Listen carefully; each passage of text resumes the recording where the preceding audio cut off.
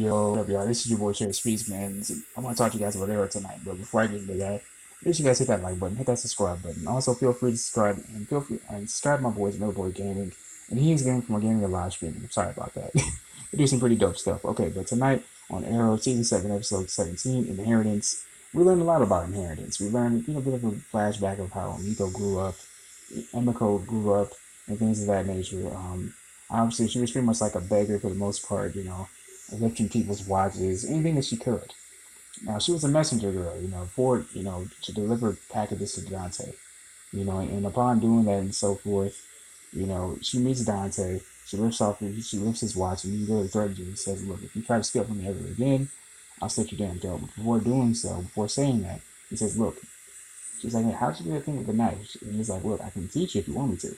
And thus begins the both business and mentorship and relationship between Emiko and Dante.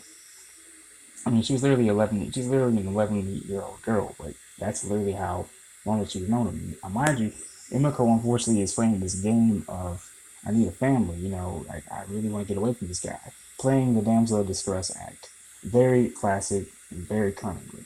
Now mind you, so damn good that literally Oliver falls through the cracks and completely drops his guard and lets her in. So much so lingering so damn far that she was actually able to not only just jam, the Archer prototype and security system that Felicity and Elena were fixing, but also just completely just flooring Oliver, Renee, basically all the Team Arrow because of her deception.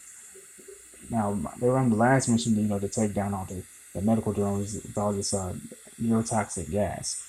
Only one drone got out, and we also got our official name drop of the Ninth Circle by one of the I guess you can say one of the chemists, one of the assistants that created those biochemical drones, if you will. That's what I'll call them.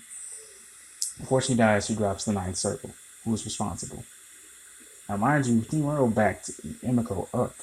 Even before everything went down, she aims her arrow at Renee, and she ends up blowing something up, blowing a gasoline tank up in front of him, causes a little bit of an explosion for her to get away.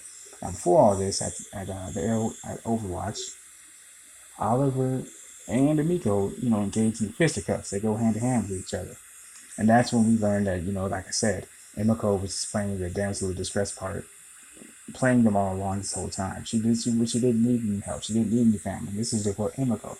She didn't need family. She had the Ninth Circle. Now, I believe, and this is my little theory so far, I believe that the Ninth Circle is going to be the very thing that finally, cashes in on the Green Arrow and Team Arrow completely, as we've seen from the flash forwards. I'm not gonna lie, from the very beginning of the episode, I thought that was actually Mia Smoke that got hit by that arrow, because DA Lance was actually casing her. And even Laurel said she's not what you think she is, and Oliver and her had a bit of a disagreement, a little bit of a falling out, because Oliver wanted to see the good in her, which is, the funny thing about that is both me and Oliver are kind of the similar personality. We want to see the good in people, nowadays, and unfortunately sometimes they have ulterior motives that we don't want to acknowledge until we see further evidence. So tonight we got that from Emiko, and next week we get another episode. Man, this has been your Bush Streets, man. I hope you guys enjoyed the video. Let me know what you guys think. And also, before I go, I wanted to point out just how DA Lance she's having a hard time, she's done a great job as being a DA, Black Siren has. But you can tell by, the recent guy that they had locked up. He said something about